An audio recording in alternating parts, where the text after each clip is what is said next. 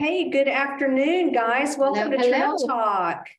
We're glad you could join us today. We've had a crazy day around the Heritage Center today, but we're glad to just kind of dive into Trail Talk. We have a friend who is zooming in with us today. That's right. And we love to have friends. We do. We don't know who you are, but we are super glad that you are watching us live. And we are live here from the Chisholm Trail Heritage Center in Duncan, Oklahoma. I'm Edie. And I am Mary. And we've got this really informative lesson for you today. No surprise that I went on a super deep dive. She does that from time to time. Yeah. She comes up for air. I just found more and more interesting information, but we're going to kind of introduce a series of lessons about chiefs of the Plains tribes. Okay.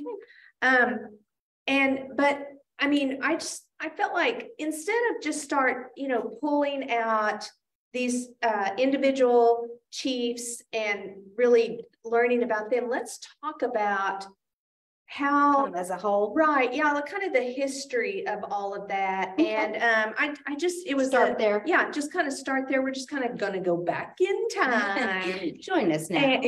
And, to where the original 13 colonies, people eventually started moving west, and the further as they came west, they would encounter the indigenous people, right? The Native American people who were living here. Mm-hmm. And now, of course, they are not the Plains tribes that we're going to get our way to. But as far as the European settlers, who made this country, who, settled first and brought all the people and early American settlers. The early American settlers, thank you. They began encountering the people who lived there. And because these people were already here, it was an intrusion into their life for these settlers who were wanting the land. Well, just as if people came in now. I mean, they would be intruding on ours. Right. I mean, not that it's any kind of comparison, but we're here and established. It'd just be like someone coming in on our lives. Right. No matter where you're at. And because these indigenous people lived on the land, they didn't have a European style home that they, built, right? Their language was not what some might call a civilized language. They didn't have formal education for the most part. It was, and so they were viewed as more of a savage or a wild, more savage wildlife people, right? Because it wasn't what they were accustomed to. Yes, to them it was foreign. Yes, and so and probably another thing is that realizing that there were many different people groups.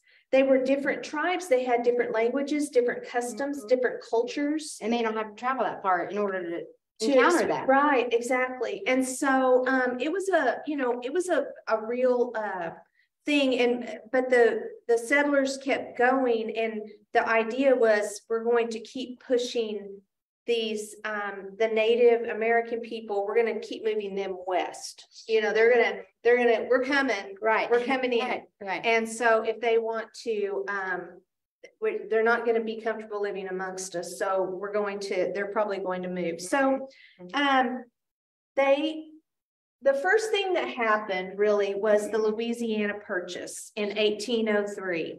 We know Thomas Jefferson, we bought this from France. And I mean, look at how big, huge, such a huge, the explorers, Lewis and Clark, they get in and they travel the Missouri River, and Sacagawea was with them, and she was helping them. And so this territory practically doubles the size of the United States. Exactly. And we've got the Mississippi River basically right here. There. And this kind of became kind of a landmark. And with Thomas Jefferson and other federal government people, right, the idea kind of popped up. What if we have these Native American people on the west side of the Mississippi River, and we'll allow all of these new settlers to live on the east side of the Mississippi River?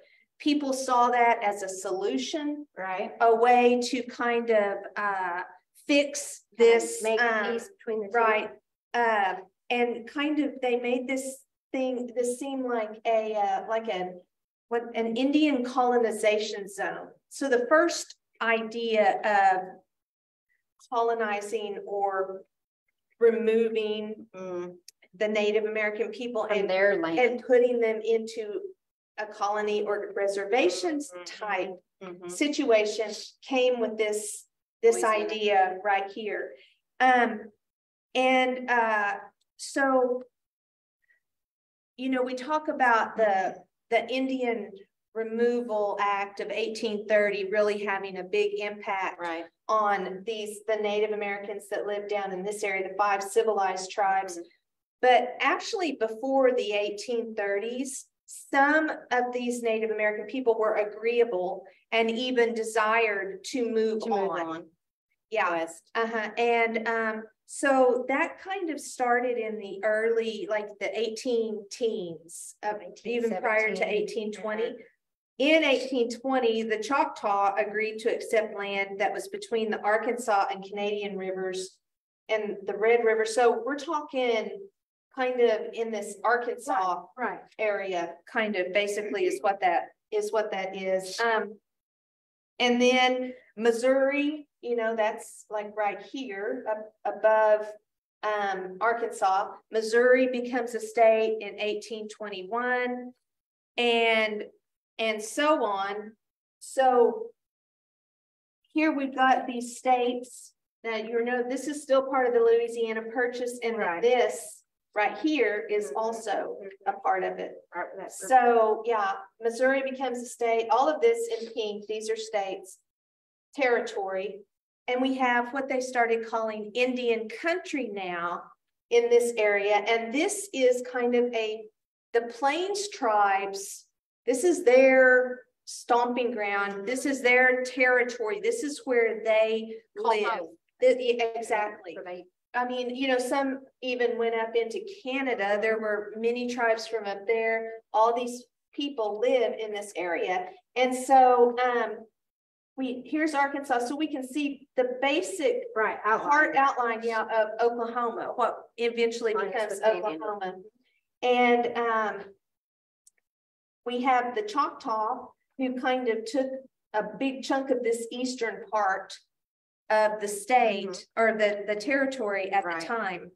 And so this 1834 Trade Act kind of designated this as Indian country. So still the idea is this is a really big piece of land. This should be plenty of land for all of these people. Now, this grade, this shows that this is still occupied. This is Mexico. This is part of Mexico still. And then we have, this is occupied by Russia. The Kingdom of Hawaii was considered its own country. And so the idea is still existing. 1834. So now Andrew Jackson has become president. And what we basically have is from Thomas Jefferson to Andrew Jackson. Every president, all of the political people during those years, 30 years, they are thinking this whole time, agreeing that we're going to move the Native Americans here. But like Thomas Jefferson, he literally thought it would take 1,000 years to go from here all the way to the West Coast. So he was long term, very long term. So in his mind, this is going to be a long time, and this is going to give them a chance to establish their lives and really live it. Become accustomed to it and kind of grow and adapt gradually over time. You know, Americans, we don't typically immediate gratification. We're not thumb twiddlers. Yeah, I mean, people get after it, and so they did.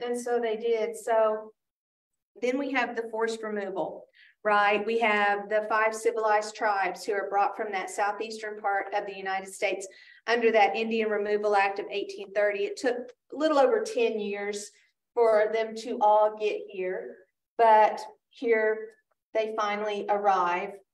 And you can see that the Choctaw and Chickasaw down here, which this is still considered Chickasaw country, where Duncan is. Still today. Yeah, I mean, Choctaw is still here. The Cherokee Creek Seminole, they still all have land in these areas. And then that is when all of the Indian country is reduced to just Indian territory. Right. What happened was like Kansas and Nebraska, they end up becoming states. Kansas became, well, in 1854, Kansas and Nebraska were separated from Indian territory and made into territories themselves, which is the first step to becoming a state. Right. Yeah. And then 1861, Kansas joined. 1867, Nebraska joined after the Civil War. And then after the Civil War is when we get to this look. Right. Where we have the Plains tribes, the Prairie tribes, the Northern Plains people. Everybody is brought here to Indian territory. Right. And so it's divided up even more. Right. Now, here's something that is very interesting. So, you know, we've talked about Oklahoma, a state. We've gone through all of our governors, statehood governors, but not the territorial governors. I don't think we did them yet, did we? I don't think we have. Yeah. So, but there's every state there's a territory, and then there's an organic act passed, and then with that organic act, they set up the legislature of the state. So you have this two house. Yeah, you have this whole all branches. You have a 3-branch government that comes into place, and it's run as a territory, and it has to have a certain population in a certain area to meet these requirements before statehood could be right. Or and so all of that began with the Northwest Ordinance of 1787, and so it said all these definitions. Well, so Indian territory never had an organic act passed for any of it to become a real territory. The fact that they called it, they use that word territory very freely. It's a kind of a misnomer because it was not a territory like other states were before statehood. Right. So that is kind of a thing of interest.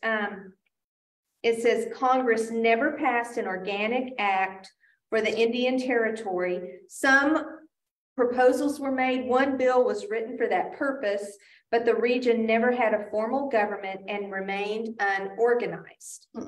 Now, thinking about that, it kind of makes it seem like we're not legal. Well, not that, but like having no organic act. Okay, first of all, it's like the chicken or the egg. Okay, These are all separate entities. They are separate Native American people groups. They are self-governing. Right, yes, they are self-governing. So is that why they didn't put everybody under one government, because they were actually all separate? Or did they encourage that separation so that too, and then that it's a weaker place? Because in essence, the federal government still has the final say over a territory until it becomes a state. Right. The federal government had total say over all this Indian territory. So making it an official territory, I don't know. It is interesting. I had not studied that. I had not learned teach that. No. We don't learn in school. Of course, they barely have time to teach anything. So, but then the first land run And then we kind of get this division where we have Oklahoma Territory and Indian Territory. And that's where the whole, so Oklahoma Territory then begins taking the steps toward statehood because it's an official territory. This is still Indian Territory. It never gets that governor, that governing body or anything set up. All over the entire land is still self-governing into their nations. So this is where the state of Sequoia, that idea was 1905. They came up with this idea to establish the state of Sequoia. To bring them under one. Yes, and make this a separate state because Oklahoma Territory was making steps. Yeah, they were on their way to becoming a state. So, but that was proposed in 1905. In 1907, they merged the two. And so any hope for a Native American governed actual state it's gone. It's gone at that point when Oklahoma becomes a state. So, but anyway, interesting. Very, very interesting to me anyway. So then we're going to kind of focus more on the Plains Indians. Okay. So here we have. So yeah, these are all the different Plains tribes. And you can see this is kind of that Indian country, that one map. This is pretty much where that Indian country existed. So these the tribes that were from the eastern part of the U.S. up into Canada, they were kind of shoved this way to where they were going to have to possibly live amongst these people. And remember, these people, they've been here for thousands of years. This was their land. They all have territory. They all have lifestyles and all of those things. But so the Plains Indians refers to these. One thing I read was they kind of considered the Plains kind of a desert region or something. Nobody really thought of this as being a good place, like a fertile farmland kind of place. Oh, how they were mistaken. They were looking to raise the wrong crops, is what I'm thinking. Anyway, so among each of these tribes, they had chiefs, and they were always male, and they were chosen based on their wisdom and skill level. They usually had several chiefs who were in charge of different aspects of tribal life, like they would have a medicine chief, a spiritual chief. So, you know, each had their own specific wisdom. Right. And amongst specialty within each of the tribes, they had bands of people like the Comanche. There are several bands. The Yamparika Comanche is one band. Let me find the words here because I want to say them right. Warrior Brotherhood. The Quahati is one band. The Yamparika is another band.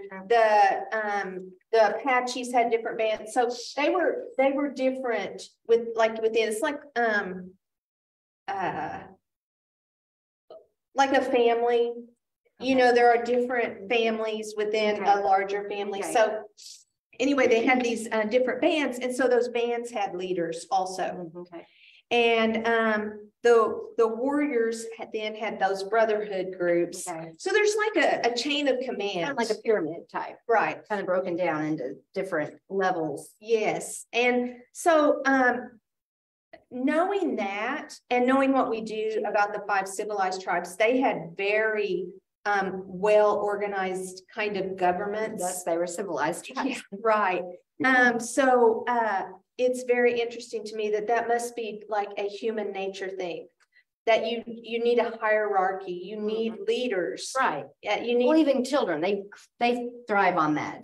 Yeah, exactly. Of people not governing, but people giving them rules and structure and things like that. Exactly. So it makes me think the people who first settled here, they come out and they think that these people are savage, or they don't understand, they don't have any, but they're actually very well organized people, you know. They've been doing it for years.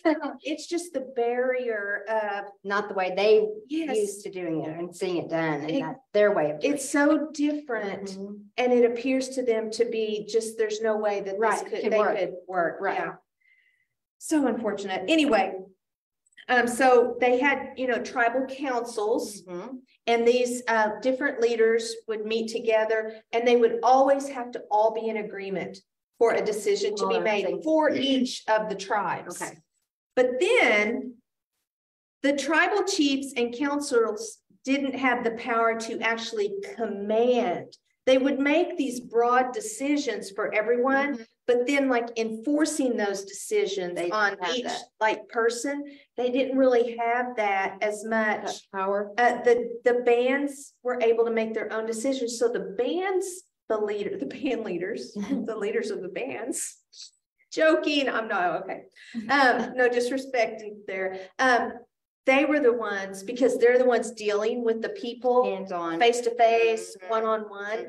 Out in the streets, so to speak. And so sometimes when treaties were formed with the government, that would have been like a tribal decision. But the bands could have said, nope, we do not agree with that. We're not doing that. And it did happen. So they could take it upon their decision making, but they didn't have to actually follow through with it. On agreement or and so advisement. That caused a lot of confusion and a lot of like the military would bring the boom to an entire tribe when really it was one or two bands that broke out and did not follow the agreement on the treaty. Right. And so that caused a lot of the bad things that happened. Yeah. And I'm not, I mean, I don't know how to say summarizing it as you know, minimal or minimizing any of it. No. But that was one issue that ended up. So that's kind of important to know, studying the chiefs of these, you know, the Plains tribes to understand how all of that is broken down and how it, and really worked. Yeah. Okay. So then there were these, we're going to kind of talk about the war chiefs, and there were several very famous. I mean, these Geronimo images. These are iconic. Yes. We have all seen these faces. So the war chief, they were the principal. It had since superior performance in warfare was like acknowledgement of, okay, this guy is our best leader in a war. We've seen you at work, right? You are worthy of us to follow. We trust that you're going to do what's best. And so that was kind of a way they selected in kind of a military kind of tradition, you know, a military leader is excellent at leading out in a battle. And so they not just on paper, they've actually gone out and proven themselves. Yeah. And male warriors belonging to the Plains tribes like Arapaho, Blackfoot, Cheyenne, Comanche, Crow, Kiowa, Lakota, they elevated their status by winning battle distinctions. And so they would, you know, have things that they would wear, extra feathers or things on their moccasins or, you know, whatever they would wear, different things symbolizing that.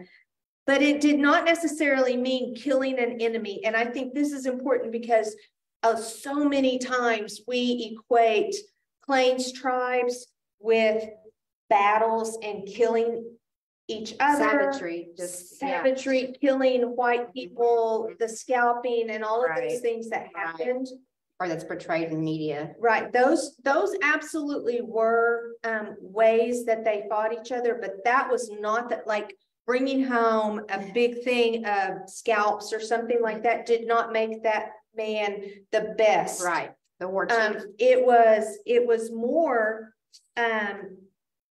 they called it counting coup, or you touched an enemy with your hand or a special stick, and that outranked killing someone as a heroic deed. Really? Yeah. So misunderstanding, things that we don't always know or understand. Also hereditary heredity chieftainship are the words they've used, would recognize someone. For instance, Quanah Parker, his father was a chief. Okay, so and heredity and bloodline. Yes, yeah. So that was another way chiefs were. But the head chief presided over the council that was composed of war chief, headmen, warriors, holy men, like those other chiefs, the spiritual chief, the medicine chief, like that. Charismatic, self-made war party leaders often had the most significant authority, and those might be the band leaders. Okay, you're right. As opposed to the overall chief. Right. So Red Cloud, we're going to kind of follow Red Cloud for a minute. He's a good example. He became a war chief of the Ogallala band in the 1840s. And his power and prestige just kind of kept elevating him, not only amongst the different tribes, but also the American government regarded him as the only war chief, and then later the principal Lakota chief. They sought his influence in negotiating with those Northern Plains people. The U.S. government did. The Bozeman Trail. Yeah, even along there. So these, then these wars, skirmishes, all these things are breaking out as more and more white settlers are moving into land that's occupied by these Native Americans. But honestly, before those fights were happening, they might fight amongst themselves over territory, horses, a hunting ground, things like that. Right. And two big influences were Spanish bringing horses, and some of the tribes really becoming exceptional horsemen. And then the guns, ammunition and guns, acceptance or from European, the others versus their natural way of hunting and things. Yeah, the French and British and American traders ended up getting guns into the hands, and so weapons and horses that had once been provided a better way to hunt and secure food for your families became ways to fight more acceptable. Well, or to fight against a soldier, the U.S. military. That kind of brought them up to equal fighting abilities. Yeah. So now we're going to kind of look at, well, I've got another picture here. These are 6 American Indian tribal leaders around 1900. Little Plume. So we have Little Plume, Buckskin Charlie, who was a Ute, Geronimo. So he was a Chiricahua Apache. That's a band of the Apaches. Quanah Parker, Comanche. Then Hollow Horn Bear, he was Sioux. And American Horse, who's an Oglala Sioux. He was Brule Sioux and Oglala Sioux. Geronimo here. Yeah. It was later. Yeah. Circa 1900. So yeah. Yeah, a little bit later on. But Quanah Parker. I mean, look at that resemblance. Yeah. Between. I know. It's something, isn't it? Okay, so now we're going to talk about something that was called the Red River War of 1874 and 1875. Not to be confused with OU Texas. Exactly. Good one. Okay, so the Red River War is not something that I have ever had an opportunity to study much, except that I like to listen to books on Audible, and I listened to Bill O'Reilly's book, Killing Crazy Horse. He has that series of books that's like Killing Lincoln, Killing Kennedy. He has one, Killing Jesus, Killing Crazy Horse was one of them. And I listened to it, lots and lots of history in that. And then The Empire of the Summer Sun by S.C. Gwynn, which traces the removal the history of those plains and Right. the Native Americans that fight each other so much, and traces down through Quanah Parker and just like really tells his story. And those are very interesting. And I had heard of this Red River War from those two books. Okay, so starting off with the Medicine Lodge Treaty of 1867, which moved the Southern Cheyenne, Arapaho, Comanche, and Kiowa into Indian Territory. Okay. And then Ulysses S. Grant, as president, developed something called a peace policy, and American Indians moved onto the reservations. They were given rations and offered an opportunity for education and training as farmers, which might as well have been speaking a completely foreign language to the Plains tribes. They're going to understand. They didn't even eat that much plant in their diet. Their diet was buffalo. And so eating other types of food that's totally foreign to them. Yes, they were just unaccustomed to it. So a lot of the Indians were so opposed to this. They just felt like, first of all, they have to stay in this tiny area, which they're used to roaming. Yeah, wherever the buffalo went, that's where they went. And then they're trained to be farmers, which is, I mean, the government was like, hey, we're going to give you food, we're going to teach you how to do this, and it sounds was just great, but then opposite of everything they knew. So the Comanche and Kiowa were restrained by the imprisonment of two of their leaders after because they took part in a raid that happened in 1871, and white settlers then were afraid. They were fearful for their lives because these two tribes were supposed to be in Indian Territory, but they were made their way out. Yeah, they were out. They were running around. Well, some of them didn't go. Yeah. So this war happened because of a leader who rose up among the Comanche. His name was Isatai, and he was a young Wahati Comanche medicine man. And I remembered this story from yes. So he had people believing he could do magic. And so he had accurately predicted that something was going to happen. But it turns out it was by chance that he predicted this event. So, but because he had done that, people started believing it was very influential. Right. And so he called for all Comanche bands, all the Comanche, to join together in something called the Sun Dance, something that the Comanche had never done, but he claimed he had visions that this was what they were supposed to do. There were 5 Comanche bands. The Quahati and Yamparika were the primary participants in this Red River War. Okay, so at this meeting, the Comanche joined the Kiowa and Cheyenne and targeted these white buffalo hunters who were at a place called the Adobe Walls, which was an old trading post in the Texas Panhandle. They attack, and then not long after that, they split up. The Kiowa attack.